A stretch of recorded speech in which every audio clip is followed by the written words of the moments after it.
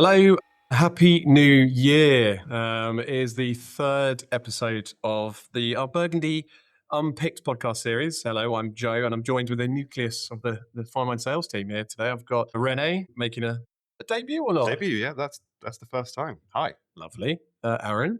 Hello, Joe. Dower. Hello. William. Good morning. I think we agreed, though, that the New Year thing is over after the Burgundy tasting. So Could have put money on you saying that. Okay. Neville. Very nice to be here. Lovely. So let's get into it. We're firmly ensconced in Burgundy season. It is here. It's one of the most happy times for fine wine as a merchant and customers as well. And this week, which actually started last week with some other competitors, we are fully into the Burgundy 2024 tasting season as well. And we had ours last night in London. I thought it was brilliant. It was really buzzy, really vibrant. We did it at Carpenter's Hall in the city. Thank you for coming along if you made it and you're listening. And hopefully this won't be too dull as you've tasted the wines. But we've also got all the producers traipsing up to Scotland today. So we're doing our second tasting with all of the sort of the producer troops in Edinburgh, which I'm sure will be equally as successful. if their train was on time, they should be sort of approaching York now. I think. I think a couple of them might be just waking up on the train as well. Right. Hopefully they made the train. So where to start? Well, let's go with, without doing too much of a recap. Rene, I know you spent a week in Burgundy in October, was it? Yes, it was mid-October. Lovely. I did some time out there, and I know you chaps, Aaran, Neville and Will, have tasted 24s, a variety on and off as well, since they've been doing samples and with visits, and also obviously last night, a big take on the vintage as well with trying all of the wines we've got in our Burgundy offer, which is now out. So you should have you see that online. So do check out the hub. There's lots of brilliant info on there. But let's say, okay, so we know the vintage 24, there's a lot of rain. And in some producers, depending on where they were, more rain than 22 and 23 combined. We know it's generally a cool vintage. There was a nice period within September where there was some warmth. There was also good daylight quality, good luminosity, which is obviously a big help. They also battled little bits of temperatures, very low temperatures, not too bad, and frost. I mean, there was little twinges here and there, so cool. So ultimately led to very low yields. But it also gives you a sort of preconception, doesn't it, before you taste? And I had that before I went out. I know you did, Rene. And so I guess so what's we're here to discuss our offer, what we liked, any little tidbits of info that we've all picked up, and personal impressions. So I guess Rene, let's start with you. I mean, were they sort of the wines showing how you thought they would do? Were they a surprise? And what did you like and what didn't you like? Thank you, Joe. I think it's a great question to start with that, because obviously when we went there, that was, I think, second or the third time that the CMB team went out to Burgundy this season. And obviously one of the preconceptions is that there's going to be a lot of acid, and there's going to be that perception of perhaps the white wines being harder to taste and the reds not being fully there. But I think that was eliminated straight at the beginning when we started tasting the whites, and they're showing really well. Obviously, the acid backbone was there; it was quite strict and present. But instead of being dominant, it just really, really created wines that are full of character, with good freshness, and a lot of tension and energy in them. And with red wines, I think what probably stood out for me during the tastings from the barrel, but also during the tasting that we had yesterday, was just how easy some of them were to taste already. The nose was there, the red berry crunchiness on a lot of the wines was present. Whilst that probably wasn't the case for some of the vintages that were a bit hotter, the tannic profile was quite different. So that was one of the points that really... Yeah, I think on the point on the acid is excellent, because there was obviously going to be lots of tartaric that was in there. When speaking with producers from the visits, we know that the Malots went very easily this year, and obviously that just changes a big proponent of the wine in terms of its texture, in terms of its structure. And I think when I was there in November, vast majority were done by then. Some of these can really drag on and go into winter, and so I think that sort of adds to sort of the appeal, but also changes, like you said, that sort of this is just going to be searing, it's going to be potentially austere. But I agree. I didn't find that anyway. But sorry, go on. Yeah, so that was the preconception that we went with, at least I have. But that was taken apart as we did the tastings from different domains. Another thing that was not really surprising, but was good to hear, is how producers battled the adversities that you have mentioned, Joe. The mildew, the constant rain, and how much viticultural work has gone into the final wines, and people that decided to stay organic. And obviously that was something that a lot of people struggled with, but in the end managed to pull out a victory from the jaws of defeat. So that was another thing that it was great to hear from the producers and their adaptability for the vintage that ultimately resulted in the wines that we were able to taste. It's quite interesting that I think a point as well, I was discussing this with Christophe Peramino last night. We were walking between the tasting and the restaurant for dinner afterwards. We were talking about the treatments, and he said he did 17 treatments in 24, which is a lot. But and I sort of said, "Oh, cracking." For us, actually, we're normally doing at least 12, maybe 14 per annum anyway, in the way that they farm. But it just got the conversation moving into, and I know we've discussed it previously on the pod, and so I'm not going to do too much time on it. But the vintage like 24, sometimes some producers' reactions were like, "Okay, look, if we get dealt this again, I don't know if I'm going to go down this route just to preserve the organic certification, because obviously lots of sprays, lots of work in the vineyard. Yeah. The constant, the big thing about this one was you spray and it'd wash off, spray and wash off, obviously run off into the soils. But they've also brought in now a new law about, treatments within France, which is even stricter than the general EU, and we were just chatting on how that's going to impact, because it's limiting the amount of sprays that you can use.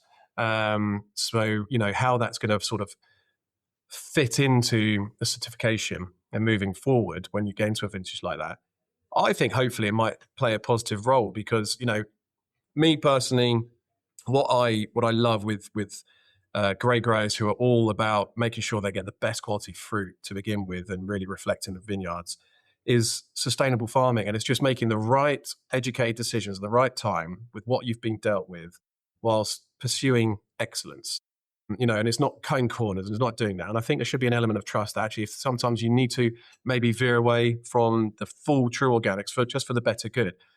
These guys are brilliant now. What they know within the vineyards is the level of knowledge is up here where it was sort of 15 years ago. Yeah, I mean, you touched on that with the level of trust as well. A big theme of Burgundy 24, the vintage, is mildew. Now, you can't wait to see mildew and then treat for it. If basically all the growers tell you, once you can see mildew, you've already got a huge issue. So you need to be quite preventative in your treatments. So there is that trust there that, these domains, all of these sort of family members who are working on these plots, they know their plots, they know where the mildew strikes, they know why they need to spray at certain times. So there does have to be that trust inherent in that they know how to farm their plots and do it in a very reasonable way. Yeah. Obviously, when some people have to spray 23, 24 times in a year, that's difficult for them and massively difficult to get into the vineyard, and then does make them, after a year like 24, they do question organic practices and whether sort of people at home do care about these things and want everyone to be fully organic, knowing that they have to do this 23, 24 times. But yeah, there does have to be this nice balance between sort of trust and having to get into the vineyard and spray it all the time. Yeah, and I think if we go back to the preconceptions thing, I was expecting the wines a little bit, like Rene, you said, to have a little bit of the strictness about them. But actually, red and white, they're really quite easy to taste in terms of there's balance there. And I thought the reds in particular were easier than I thought. I thought my preconception was that some of them might be a little bit lean and leafy, but actually the tannins which are there are coated, and so it's great. So I think it's undoubtedly probably a more serious vintage for white. Yeah, I'd agree. But I think there's going to be a lot of, and not in a hedonistic way, just in a you can get cracking way, like you could with 17s and 21s and things. It's so different from 22 and 23. I think that's a good thing. We must touch on the fact there are a few producers who do a late release, so that we're on 23 with, and that was an interesting thing to see the sort of differences, because they were quite marked. But yeah, I think it's a word I might use, sort of quite a transparent vintage. I think you get what you should get from the differences in the plots, which is good. And so, yeah, I was pleasantly surprised. I mean, obviously, I'm sort of a wine merchant, slightly biased as a result, but I felt there's plenty to get your teeth stuck into. And the yield seemed to vary quite a bit. I mean, I know obviously red got hit a lot harder. Some people said they were pretty much normal on white almost, and others were down a bit on white and down a lot on red. So it's not, as ever, the devil's in the detail, and there are ups and downs here and there. Yeah. But I was pleasantly surprised by how enjoyable they were to taste, as well as relatively easy to taste. Yeah, I would piggyback on that sort of tannin comment just to re-emphasize that there's definite phenolic ripeness that was achieved across here, and of course, that differs domain to domain because those tannins are so fine and in different levels. But I mean, other observations that I sort of myself from last night before we get to the weeds of different domains and which wines really sort of popped for you as on the quality register. So some of them I tasted in November and winter's passed and a bit more élevage. I would say the reds. Not all of them, but I'd say I've probably noticed the most change in the reds in terms of where they're at now through that process, which is going to continue, obviously, with further élevage. Yeah. The whites were just exactly the same, and potentially that reinforces the message that I think ultimately this is maybe going to come out in time as a slightly stronger white vintage. But what I'd probably say is more so, there's just a bit more of a diverse spectrum of style in red, and as such, different tastes, people will find different wines not to their taste or more to their taste. So you might sort of comment on that might be in terms of quality. Yes, look, there is a sort of a quality spectrum, but ultimately, I think, I'm looking forward to seeing how the reds change. There is a definite approachability. There is a transparency. There's a sensitiveness when it has been deployed in terms of the way they make the wines with sort of lighter extraction, etc., and infusion and styles. But I think it's one that's going to give a lot of pleasure. We talked about the mildew, and again, the downy mildew. I can't remember who was talking about it. It might be Louis Trappe, but they was just sort of saying that the one benefit of downy mildew is that, when it affects, if you've got berries on the bunch that aren't affected, they will continue to drop, set and ripen, become perfectly healthy. So we had obviously during selection through the vineyards, through flowering issues, which would obviously lead to lower amount of fruit. Guy mentioned it previously, and it's a sort of the damning nature of the vintage, but also the sort of slight savior, because whatever the fruit that survived has been so good. And I think if you would have removed the mildew aspect, so therefore reduced the quantity of rain, but still had quite a high level of rain, cool vintage, we wouldn't be at that level of quality we're talking about. Yeah, I think that's it really. I think one of the things to realise, as you say, is that there was only really kind of a single spell in September which really allowed the kind of growers to kick on and ripen the kind of Pinot Noir that remained after the sort of mildew episode. And so you've kind of almost got to separate the season for red into two, in the sense that you've got this sort of mildew episode which does all the kind of yield reduction that everybody's got sort of terribly worried about, which fair enough, rightly so. But I think you've then got the other half of the vintages that what conditions when the fruit that was left was there, what conditions were kind of given to growers to ripen the grapes and kind of define the style of what remained. And there isn't an enormous sort of sunny kind of episode in September. It's quite a short window that ultimately gets delivered to them. And so what you've got is quite small quantities of very concentrated fruit that's kind of just been given the right level of ripeness. And so you've got a sort of really nice balance between intensity and transparency. I think transparency is a really good word for the red, because I think they really do show kind of where they're from. I mean, but what I would say is a sort of general comment that I think will be handy for people looking at Burgundy more broadly in 24. I do think as a general rule, the whites feel more structural than the reds. They feel that there feels like there's more material and kind of muscularity and structure in the white texture, wines. maybe, and texture than the reds are. And I think we're talking more about the sort of structural feel of white wines generally right now over the last sort of 5 to 10 years in Burgundy. As more styles have come through, and there's more you remember there's more variation in white Burgundy than there ever has been. And I think 24, if you do like a slightly more phenolic, textural, kind of chewy style to your white wines, which I personally love, there's some nice stuff to pick up this year. Yeah, I would also throw in the element on the reds, which brings into certainly how the wines are balanced, which maybe the whites don't necessarily have to sort of consider. you've got two domens, a white domain and a red domain. They're both going for, reflection of terroir. And that's, they really want to sort of produce wines of typicity. The reds here, the thing that we probably will talk about is stems and the use of whole bunches as well, because I think, as we know, the more modern use is to go with, a lot more people want to use stems to add aromatics, to add a level of, refreshness within the wines. They want to add extra components, multi-layered. And in red, I would say it's interesting because there's no out and out right answer whether to use stems or not. It's all independent onto, again, did your stems get ripe? Did they not? We know some producers who went 100% whole bunch. We know some who normally go whole bunch and went to destem. So there is where you've got this real spectrum, and some people have absolutely nailed it. And I'd say majority that we've tasted have actually got, the balance pretty spot on.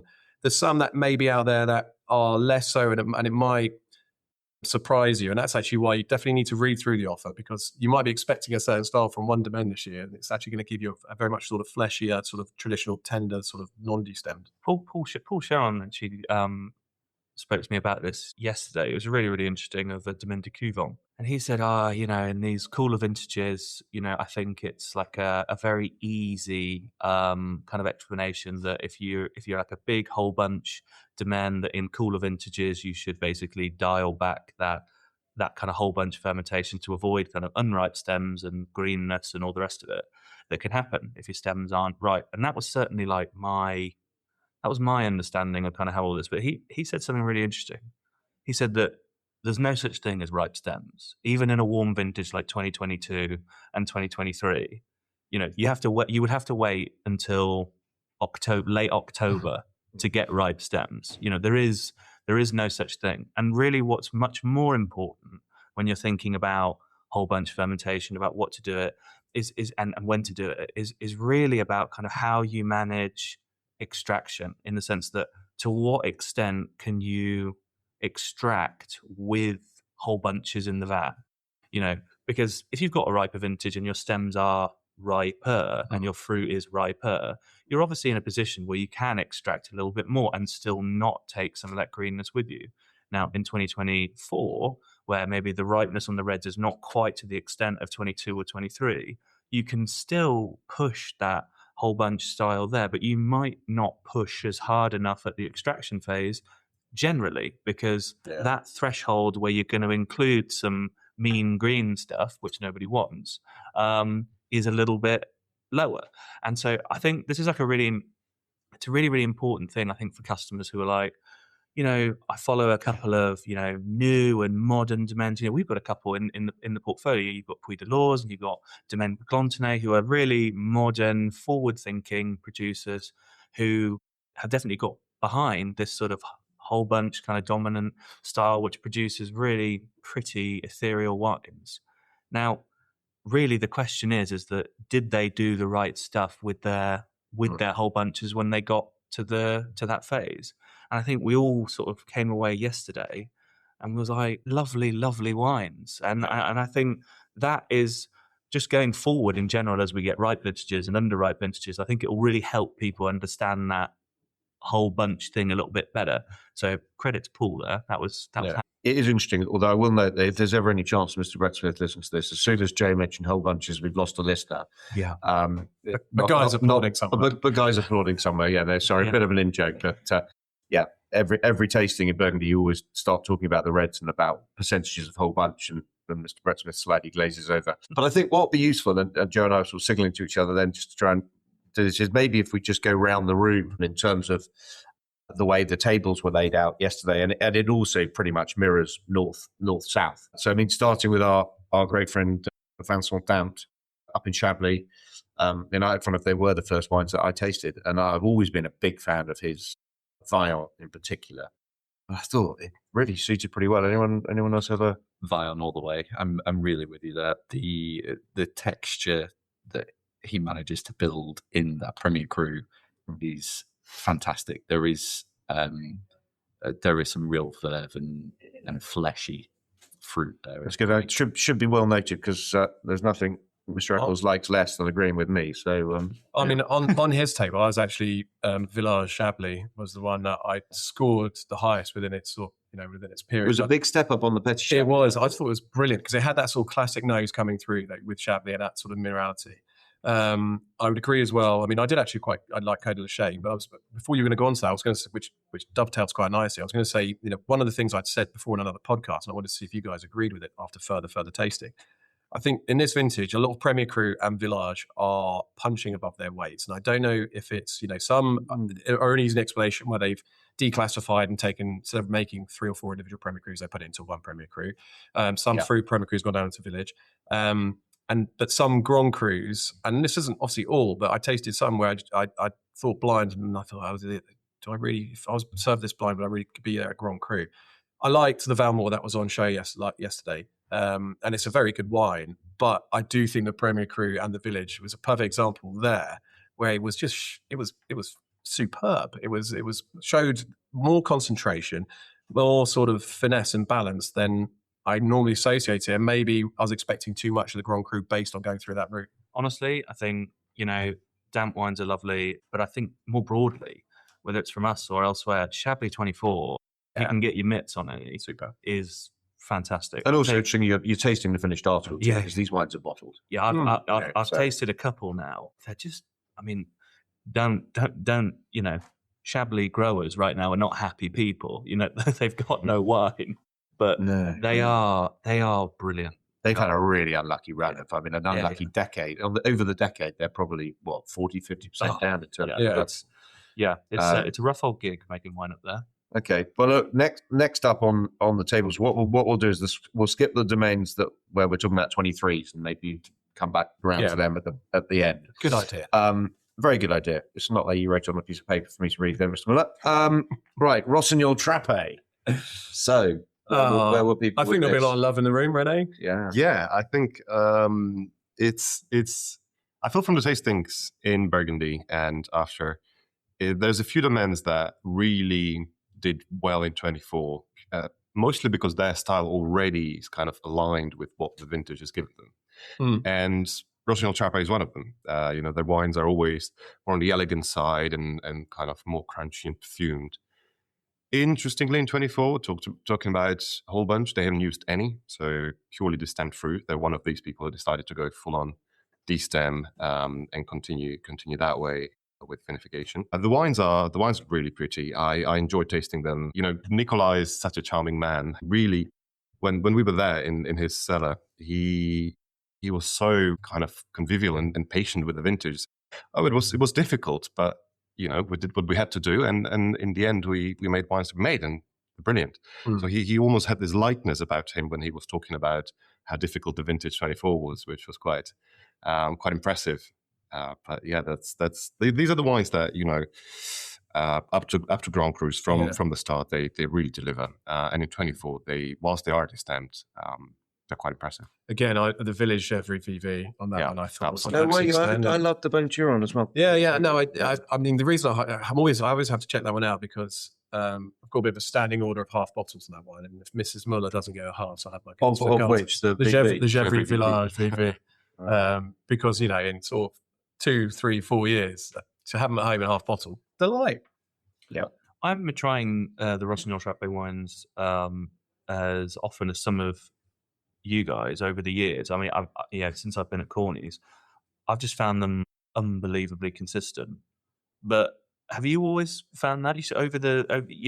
I think the style is so kind of, it's easy to taste. It's so easy to enjoy kind of year in, year out. Absolutely. They're pleasure givers kind of through and through, aren't they? You're spot on, because actually where the big surprise comes from with Rossignol Trappé, I've found, is when somebody's brought a mature bottle to a dinner and everyone's gone, whoa, jaws dropped. And so I've had some 91s, some 93s, and at Chambertin and Le Trissier, and particularly Trissier, but I thought Chambertin was excellent last night. Real typicity.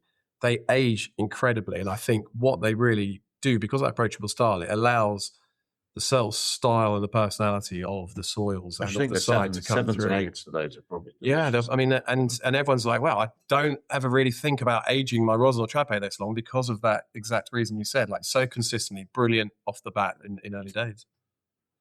Yeah, it's very good. No, they're encouraging as always. I mean, they're always consistent, as you say. Staying in the same village, then pretty much we're going to go to Domaine de Couvent, which obviously you were talking about. I mean, I like these. I thought there was a little bit more matter about some of these. They were some of the slightly more structured reds than some of the others I felt. And there was and for me, La Romani, the monopole was a real. Agree with that. Yeah, there was a sort of kick of not quite sweetness, but yeah. Paul he has quite a cool way of explaining his wines. I might have touched on this last year, but basically, Paul kind of pivots on the whole bunch thing depending on how much limestone's in each of the vineyards. So La Romane, it's a kind of funny bit. It's a funny Gevrey Premier Cru in terms of where it is. It's sort of right in the sort of northwestern bit of Gevrey. It's kind of right next to the Com Lavo, which is this big kind of hole in the escarpment that kind of runs down the Côte de Nuit. And Lavo Saint-Jacques might be a famous vineyard that some of you might have heard of. But basically, this bit of Gevrey Premier Cru, you don't really hear much about it over the years because through the sort of 70s, 80s, 90s, and 2000, it just didn't really, It's funny, it didn't really get right. It's because of that comb, which allows that cool air to kind of flow through. They kind of struggled always to get the ripeness. But in contemporary Burgundy terms, this is where you want to be. It is pure limestone. Yeah, La Romane is a soil. Paul was showing me some photos on his phone, and it's like bright white. It is pure limestone at the topsoil, and it's just a lovely wine. I think for me, always been a big fan of the Clos de Couvent, their monopole, but the other monopole is obviously La Romane. And I think as a Gevrey Premier Cru, as a bit of a insider's pick, can't really go wrong with that for me. Yeah. I mean, I'd like to sort of piggyback onto just a very small one about Couvent, because the tasting I did in November was excellent with Paul and his dad, Philippe. And La Romani, I'm not going to tell you any more on that. The limestone that you get through that is what really hooks me in and hooks anyone in today's climate. But the three other wines, I'd say, like if you really want to explore Couvent, La Romani's like the monopole, go for that. Then there's one that was there last night, which was Clos de Médezouche. Then the other wine, which really stood out for me when I tasted back there, they do a Chambord Les 40 Oeuvres. And then for me, arguably their top wine that they make, which is Nuit Saint-Georges Merget. Now, the reason I'm highlighting this is because it shows Paul's understanding of the terroirs.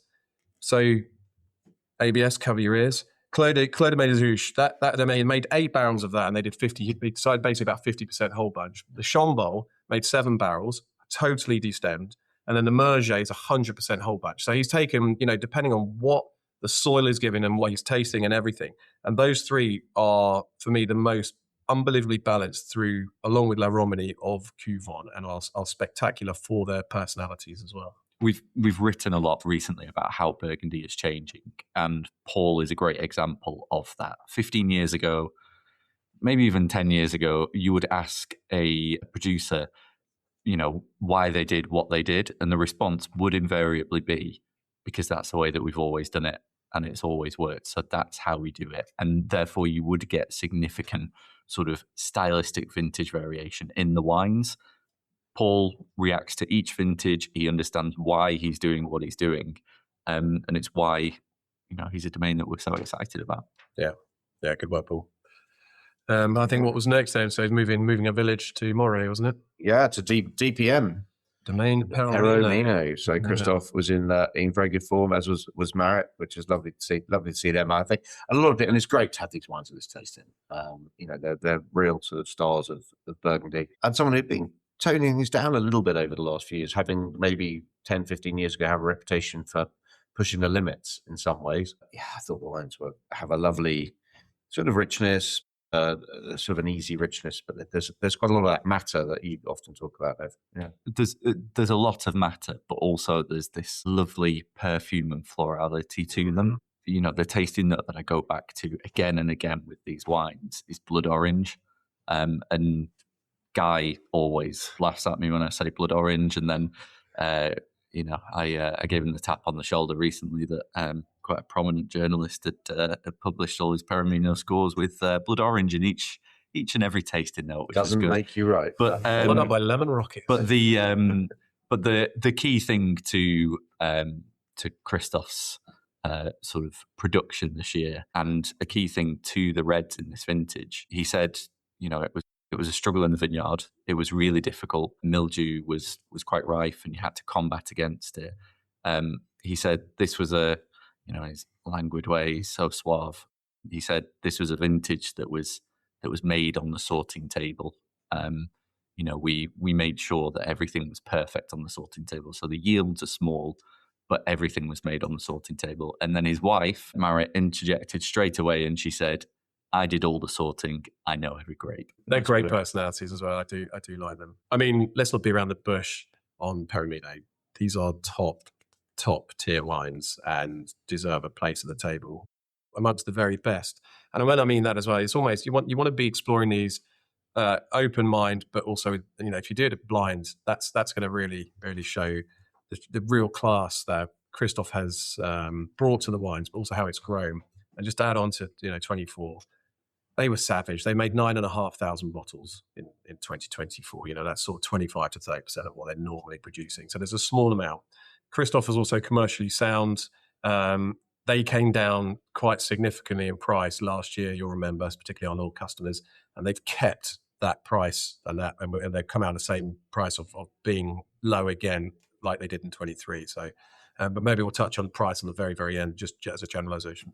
Yeah, I think also one of the things that we spend a lot of time, don't we, sort of hyping up the kind of sort of artisanal, sort of small scale nature of Burgundy. I think one of the things to say about Perrimino, as much as it's small scale and artisanal, there is such a focus on the kind of modern techniques there as well. I think this is a thing that it really is a great blend of kind of old and new in that sense. Christoph buys the best machinery money physically can buy. You get into a room with Burgundian winemakers, and a lot of them start talking to each other about the kit that they've bought over the year. Christoph's Distemmer, I noticed at the table the other day, was something of a topic of conversation. Also, I'd say, his integration of kind of technology in the vineyard is, is really, really good. I mean, the precision that he makes those wines with, I think showed in the glass yesterday, big time. Yeah. You only get pristine fruit like that if you've got all the best kit and all the best technique as well to go with it. Well, we've got tiny quantities. Let's brush on. No need to buy. Well, we'll skip over Francois Millet for a moment and come back to him because he's 23s as well. So, Edouard Labbe, Château Latour, Domaine Pierre Labbe. I mean, these wines were very sensitively made, I thought. Yeah. And there's a bit of a change here with his winemaking on the white. Yeah, I mean, 24, 18 was the first vintage where he was back involved. He's progressed more and more to be taking the chief role.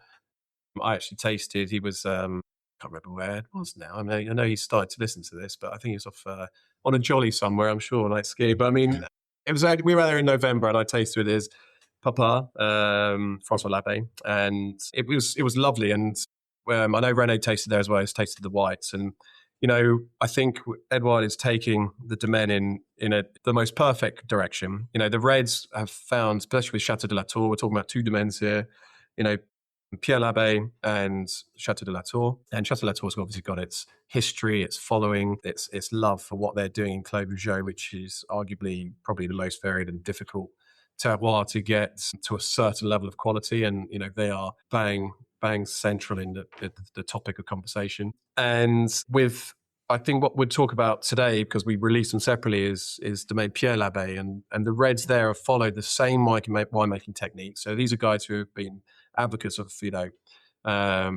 not aggressive extraction on Pinot and, using stems, etc., but trying to get perfume amongst Vougeot's structure.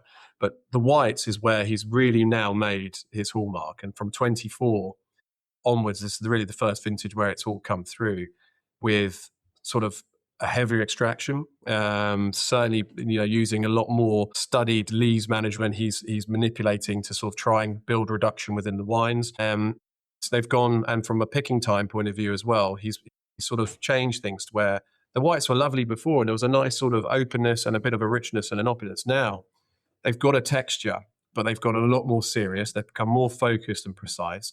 And also you've got phenolics in there, which is going back to what you like. I mean, I like that as well. And I think these whites, and I didn't really clock it until after I'd gone back from the tasting. I was looking at my tasting notes and the TA I absolutely adored. I scored that 18, but also Bone Marcanet white. And the straight Bourgogne Chardonnay yesterday from 60-year-old vines, what it is an absolute winner.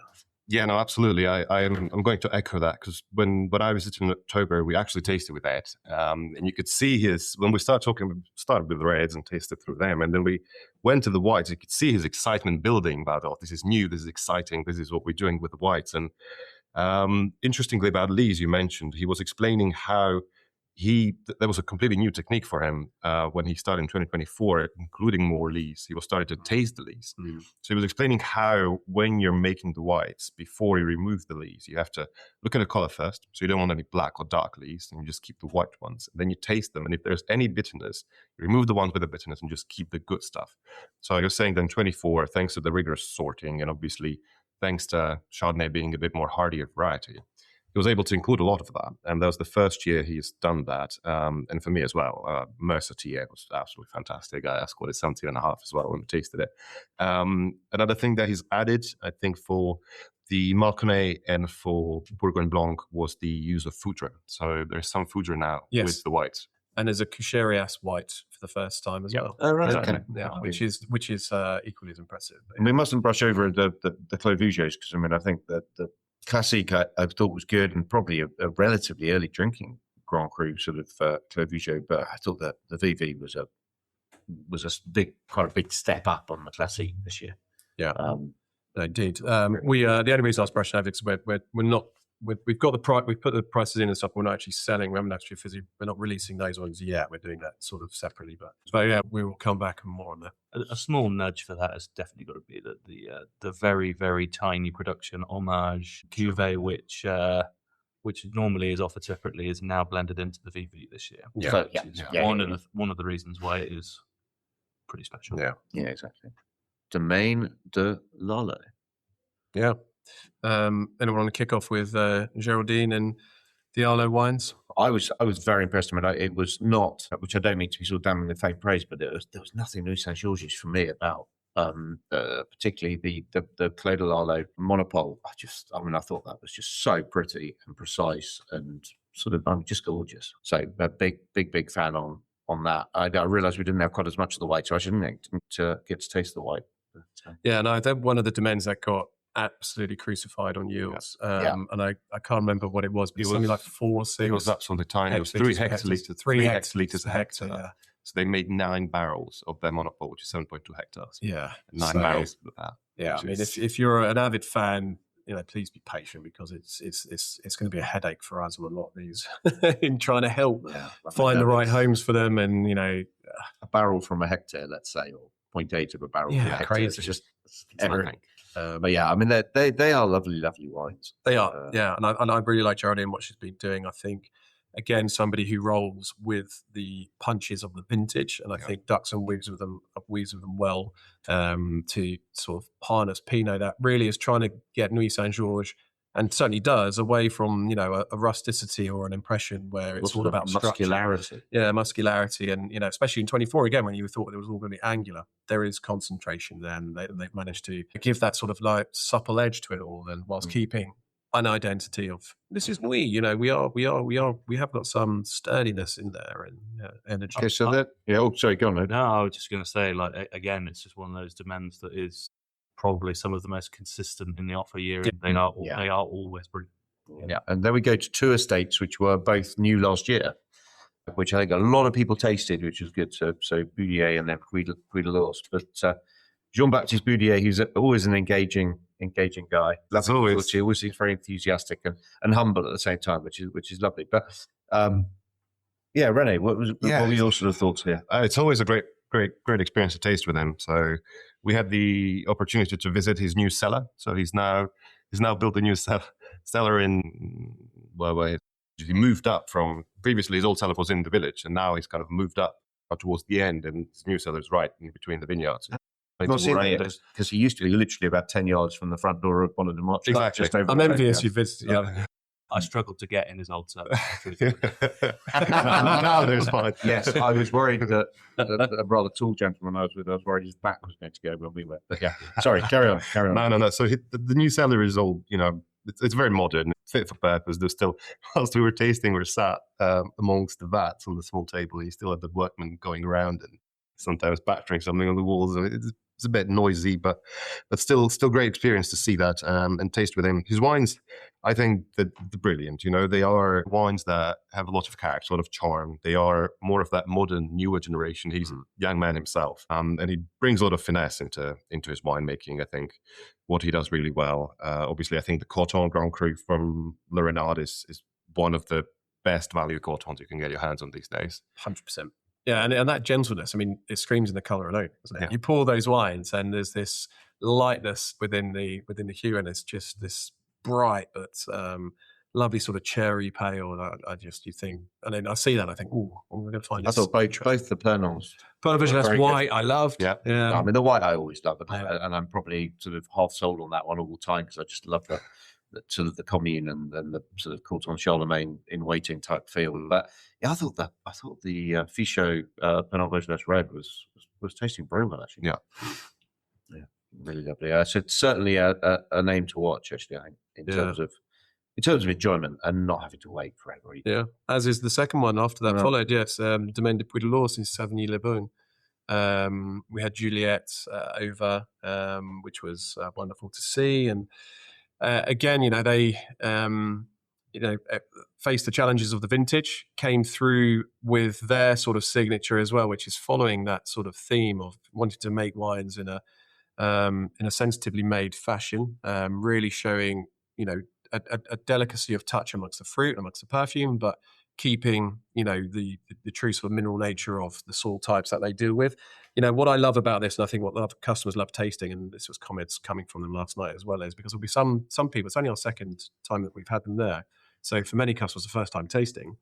Savigny-le-Beaune, and a lot of vineyards and villages and appellations within the Côte de Beaune sort of suffer from this, where people think, oh, it's going to be quite crunchy and, it's going to be decent, good old sort of standard proper Burgundy. But there's so much change around there led by great people. And this is some of the sort of the new ones leading the charge, because it's Savigny-le-Beaune with a wonderful, wonderful refinement. There's an elegance. It still keeps true to having Savigny soul. And, with that, I think it's going to bring a lot of love and a lot of plaudits. And again, they, because of their sort of more recent, I guess, rise, but even in fact, founding, they do sort of play around. They've got cuvées where they do destem, they do cuvées where 50% and 100%. So there's something really fun to play with. So it's a sort of the sort of release that I say to my customers, and a few of them have got on board, is actually, well, can I take a case of each, especially in these early stages whilst you're sort of figuring out what you really like from them, and you're going to get some lovely different examples.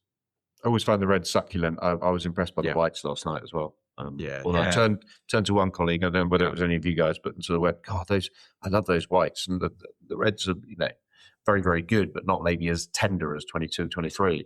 And they completely disagreed with me, which is good to see. So, yeah. And then next door to that, we had Syrah Mathieu with Marc Emmanuel. I tasted the Volnay in particular, actually, just the straight Volnay was really impressed. Really nice. I think it's a sort of vintage that seems to suit Volnay a bit. Yeah, totally. Again, estate based in Pommard, two brothers, so they're both very funny. I think Marc Emmanuel, especially when he's there, is always he's got his jokes around. He's a very nice guy. Yeah, he loves to talk, and obviously he loves his wines, and he's very familiar with Burgundy and the wine business, and he used to work in vineyards and land and stuff like that. So he's very knowledgeable. From the tasting, I thought the Pommards as well. Pommards Rougier and Premier Cru for me really stood out in the cellar, and it's one of the wines that it was the first tasting that we went, and I'm like, wow, this is really good. Yeah, that's where the preconceptions were started to be demolished, and in quite a trad setting as well. Exactly. Like they're very traditional. Yeah, cellar. Yeah. So yeah, but it's always good fun to taste them, and their Pommards and Volnays are really kind of in the heart of Côte de Beaune, and bring that just traditional great wines. Our only Pommard-based estate, actually. Yeah, true. But next door, we have Volnay and Domaine Georges Glantonnay, which I'm a little bit of a fanboy for, I have to say. I think the wines are just gorgeous. And I think, again, this whole Volnay thing I mentioned just now, the straight Volnay was just a joy. Very good Montpellier Blanc, which Sarah was, I could tell, very proud of as well. So I was asking her how much a Monthly is Blanc, and she said around about 25 to 30%, which surprised me because I've not come across it very often. Yeah. But I love those wines and drink them a fair bit at home. So I would say that I think that's the best Monthly Blanc they've made since we've been working with them, in terms of for my palate, because I can find Monthly Blanc sometimes Which is about 3 or 4 years. So, I mean, you're not really changing the world. No, of course I'm not. No. And also, and the other ones have been more solar as well. Yeah. But, so, you know, but I normally find generally Monthly Blancs are quite big and they're quite powerful and they can be quite sort of, you know, voluminous in the mouth and quite rich. But this with the 24 sort of curtailing that slightly, bringing that, you know, naturally bright acidity. And I thought this is giving a run for money for, you know, the likes of Chassans and Saint-Aubins from rich years in like 22s and 23s. So honestly, this is one that I'm going to be sort of giving a little, you know, an FYI to some customers saying that I know you like this, but this vintage, this is what's going to impress you. Yeah. Just for fantastic early drinking as well. I think George Glantadou wines are some of the best that you can just get stuck into them, crack them open, value for money as well. The Bourgogne Rouge is under £20 a bottle in Bond. The Volnay is under £35 a bottle in Bond. Yeah. They're great wines. I totally agree. They never, ever seem to sulk as wines. Do you know what I mean? They're just always shining. They're open and you never really fear opening a bottle thinking, oh, I wonder if it's going to be a little bit closed, a bit of a mood or whatever. And I think that can be a Volnay thing sometimes. But you know, their range goes up to, their Fuselot is exceptional as well. Chambord Premier. Well, Sarah said she had quite a battle with her brother to convince him that they should make it separately because they had so little of it. And they said Chambord really had a far harder time yields wide. So, I mean, very good. There's an argument that Fuselot is, you know, top 3 or 4 terroirs in Chambord. I mean, it's a phenomenal site. Very special vineyard. But there we go. There's a podcast. We can have an argument about the Premier Cruise in Chambord at some point. A separate episode. Then next door to El Sumatro, so Merceau based. And these wines were show well. I actually tasted in the more traditional Burgundian way and went red first. And I've always been a bit of a sucker for the Blanny La Pièce sur le Bois. But I thought the wines were pretty good. Yeah, they are. I think there was some of my taken away some of the 23s that we've tasted when we're there. That I think the Matro Mercer wines were my favorite 24s from the whites.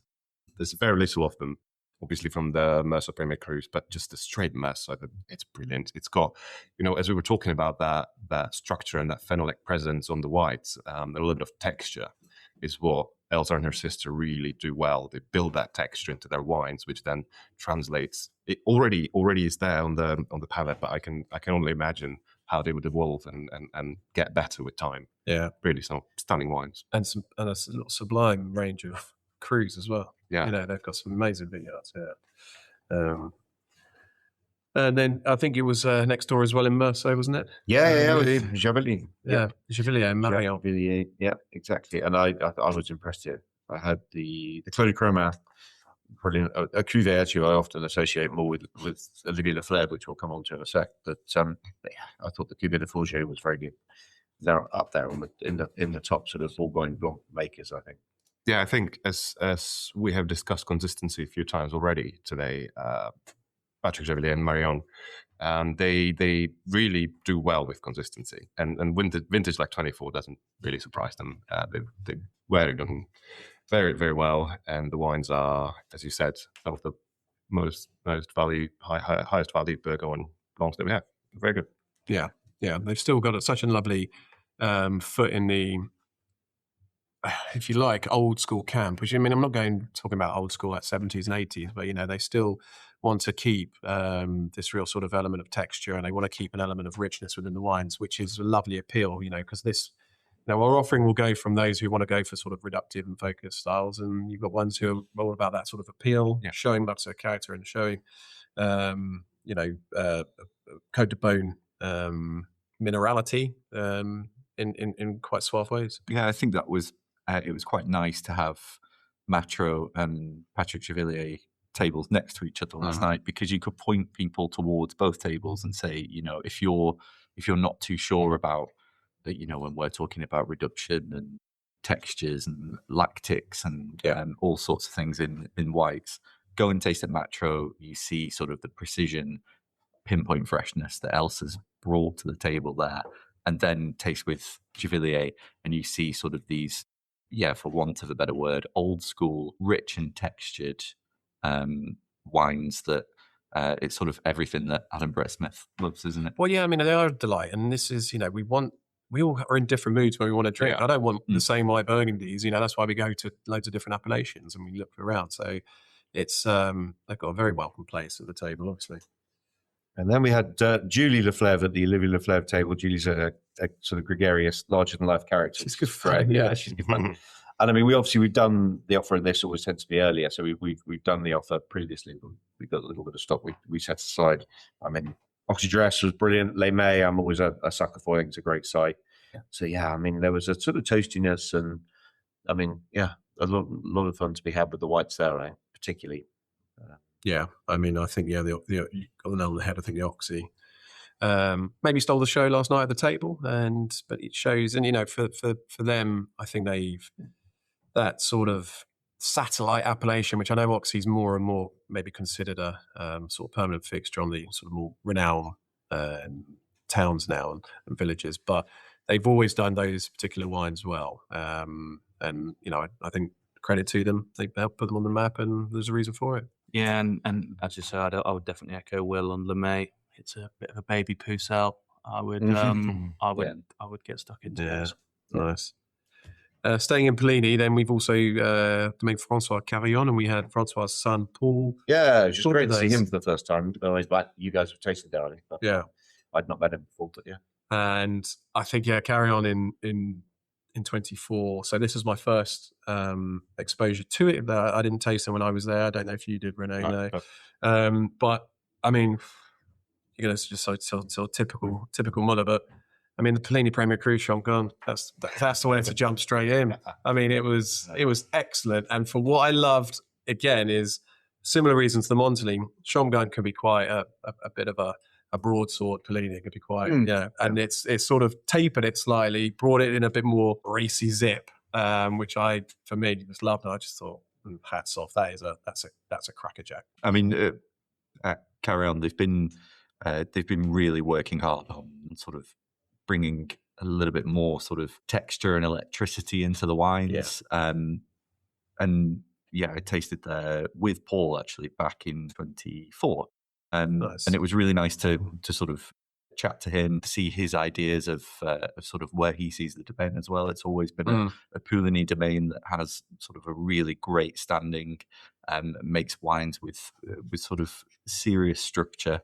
They age like an absolute delight, and you get this lovely sort of creamy cheesiness as the wines age as well. The textbook Poulignys, and yeah, Paul's a great addition as well. Full head of hair. It looks like Harry Potter back in the day. Great stuff. And it's nice. I mean, there's not many domains where of such quality have such a broad range from entry to sort of Premier Cru. Yeah, very true. And it starts with Burgundy, but also shout their Saint-Aubins. I think they're really our 15th. This is our 15th vintage. 2010 we started. Yeah, 2010 we started. So I mean, they've been a hell of a lot of fun and part of the furniture in a positive sense, which is well done, Paul and Francois. And then we had Justin Jourdain's wines, although he hadn't come over this year. No, I know, yeah. But I mean, the Santenay he makes are good. And I mean, really, if you love drinking youngish red Burgundy, then they're an absolute, I shouldn't use the phrase, but absolute no-brainer for the prices they are. I just think, wonderful, wonderful wines. They're so joyful. I mean, those are the ones that I'll crack out at home when I've got friends coming over who like their wine, don't necessarily spend too much on it. They like a bit of Pinot. They've had some Pinot. Because I think it delivers on fruit, it delivers on sort of that sort of sumptuous side, but there's extra depth going on then because of what Justin's doing, which then placates the likes of me and Jess and other people who are maybe a little into their wine. Clos Rousseau, my shout out for that one. Clos Rousseau, yeah. So a nice insight into the Muller household. I'm enjoying these little nuggets as well that Nev's just lobbing in every now and then. He loves it. He loves a nugget. Just tired. So we're going to stay on the 24s, literally in the last few minutes now, but staying on the 24s. So Domaine Labruyère, where they were hit heavily by yield. So actually, I think there's only 3 wines produced in only 3 wines produced this year. So Coup de Terroir and I think Carclin and Clos de Moulin Vent, I think. But lovely, lovely wines and serious value for the quality there. I've skipped over, but we can go back onto Domaine de Villaine only because half the wines are 23s, half the wines are 24s. I mean, it's always brilliant to hear Pierre, who talks about liking wines that have the shadow of former fruit. He doesn't want fruit; he wants the idea of fruit. He's wonderful to listen to. I love him. Yeah. He's just great. He's a very charming character, and it's great to hear from customers when they leave the table. I'm not sure if they love the wines more or Pierre more. They just come back. I think it's quite well. We'll come on to Francois Millet in a moment, but I think it works quite well in the room to have those two on the opposite side because they're two of the great sort of thinkers in there. And I always try with both of them to ask intelligent questions. And every single time I get sort of politely shot down. It's like I go, so you do this because of this and this and this. And I think, brilliant. And they sort of look at me slightly, look down on me and sort of say, well, no, not really well. But Domaine de Villaine, I mean, those Ruiz, I think. Well, yeah, this is, proper wines. There's 2 real domains that I think punch quality to the stratosphere in Rui, and this is one of them. Always released, like we said, a year behind with the single vineyards. They've got a lovely array of holdings across the valley, which show the subtle but quite obvious different types. And you see this when you do a horizontal across, like the difference between Margotay, Casigny, Montpellier, etc. These are getting more and more traction, more and more people, and especially customers who are drinking big top-end domains and names. They are now sort of turning to these, and so these aren't going to be around for long when they come into stock. And also because of the pricing, I think they just really do get snapped up. Anyone who bought the Premier Cru amalgam, for want of a better word, with the in 21 when it just made one. I mean, I think I've already drunk 1 6-pack. I've probably ordered another. It's just a stonking wine. Yeah. So, and I mean, yes, it'll probably be even better in 2 or 3 years, but there's zero chance of that happening if I get it delivered. It will be drunk. But then, Francois, who I mentioned, so Francois Millet, who is just wonderful and has always been a great storyteller in, with his time at De Vogüé. But his wines in Fixin, Marsanais, just gorgeous, fun. Fun actually undersells them. I mean, to sort of paint a very quick picture, I know Aaron's keen to talk on them as well. It's, you go and taste there. It's under the family home. So there's a sort of, you go down this slope as if you're going into somebody's garage. It's going to get lifted up. And the first part, is, and then all the rest is all being converted underneath into the sort of the carve. And he does it with his 2 sons, one who is Estrella and Chevry, the other one's a Roumier. And but between the 3 of them, they make the wines. They are, for the want of a better term, whether you like the term or not, I guess, a micro-negociant. They've got wonderful relationships through Francois, who's obviously a legend who was at De Vogüé for many years and very respected and renowned. And then the 2 boys with their relationships and what they're doing. One's more in viticulture, one's in the winemaking side. And they've managed to sort of obviously strike up relationships to get what clearly is brilliant quality fruit because, where the seal of excellence here comes in is their haute cote. They do, for me, do you know what? I'm going to say probably the best haute cotes, my favourite haute cote reds and whites that I find in Burgundy. And this is an area which is obviously going to get more attention now where land is so expensive in the popular, established regions, and with some climate change and things like that. So I'd certainly direct you to look at those. But I mean, you talk to Francois for any length of time, and you always come away feeling like he knows, well, like you know nothing because agreed you don't. Yeah. But also that he's really thought through every single decision and why he does it. He talks about his wines being either structural or mineral in style. He made wine at De Vogüé for such a long time. It was over 30 years. It's fantastic to see what he can do with, for want of a better word, lesser terroirs as they would be described. His Marsanais Blanc, the Croix de Bar, was stunning. Just a great showing of white wine with lovely texture, great acidity running through it, fresh, crisp on the finish. You just wanted to drink it straight away. They are bottled 2023s, but you just wanted to drink it straight away. And then on the other side of things, more structural in style. His red is Fisam. Lots of sort of really small, fine tannins that are persistent, plenty of fruit, real drive. They are just two great wines that you should get stuck into. He was very, very interesting on Fixin Marseille in particular for the Reds, saying, look, they might be owned often by great Gevrey Chambertin estates and blah, blah, blah. He goes, but you really, if you try and make a Gevrey out of either of those villages, you make a complete cock of it, basically. Wasn't quite the phrase he used, because you can't force them. If you force them, you're extracting all the wrong stuff. So it was absolutely fascinating. He said, if you make Fixin and Marseille in a tender way, without over extracting, without pushing the limits, he said, then you get gorgeous wines. He goes, but to think of them, which is how lazily we would like to, and it's easy to, it's next to Gevrey, it's a sort of cheaper version of Gevrey. He just said that it's just not the right way to look at it, which is fascinating. Yeah, well, he just gets delicate threads within his cuvées. Threads. There's a name for an author, Mr. Moore. And juiciness in his 23s. Like, they're gorgeous. And so the two that I would like to say that stood out for me on tasting were the Haute-Côte de Nuit Les Martels, red, and the Volnay Clos des Ancres. That's really helpful, because those are two wines that weren't shown at the tasting yesterday. But we're talking about general offer here. Like, those are the ones you want to, drill in on. Nev, a word? Single word. Good. Okay. That's it's better than nice, but not really. So, last but by no means least, another 23 from Gevrey, Joseph Roti wines. I mean, I had a bottle of 22 Marseille from them the other day, and I just love it. I've been a big fan. I think they're totally under the radar and have no sign of coming out from under the radar. Long may what that they continue. do is what they do. Yeah, long may that continue.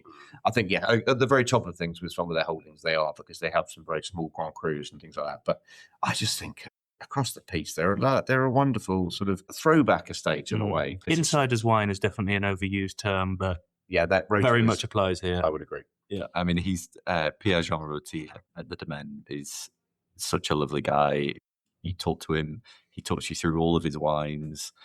The Gougère come out halfway through, great tasting. And then at the end, every single year, Guy asks him, would you come to our Burgundy tasting? And he replies, I have never been to England, and I will never go to England. And they are obviously very much on the traditional side, and I love that for them. And because they knock it out of the park. This is, Pierre-Jean's, I tasted the 23s with him. In his words, he sort of described his 23s as a little cooler, but with more sucrosity and fresher than 22. Very homogenous. And, they Grand Crus, they use 80% New Oak for Grand Crus, 50% to 60% on the Premier Cru, 30% sort of Village. So these are traditional viewpoints, which they're not going to deviate from. You get what you get, because they are consistent. And so here, look, okay, maybe because it's 23, and this is just my palate. I liked the whites. I loved the reds. And again, I know we touched on Marseille, which they may do brilliantly, but I want to do two particular shout outs. One is Gevrey, so Clos de Brunel, which is out the back. Literally, of the state, 0.17 hectares. I absolutely loved it. I mean, I scored the 23 18 to 18.5, which for a Louis D Gevrey is very really strong for me. Commercial incredible, delightful ripeness, but this chalky limestone, which just really underpins it all. And then the other one, which is again, almost a bit of a 24 thing here, but the Champchenny, which is just below Chambertin. Thank goodness for that. There is actually some of that wine.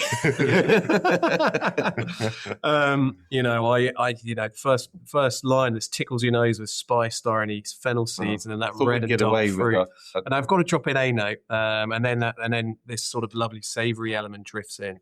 And it's a strong example of Gevrey, but with incredible balance. But then if you're really lucky, you can get it. The Champ Très Vivin. Oh wow, that is well for anyone having 18.5 to 19. For anyone having trouble sleeping, Joe's notes are now available on audio. But no, look, brilliant. I think that's a great rattle around the tasting. For those of sort of an hour's worth of podcast. So for those who've made it right to the end, well done. Gold star. But hopefully that's been useful. Yeah, apologies.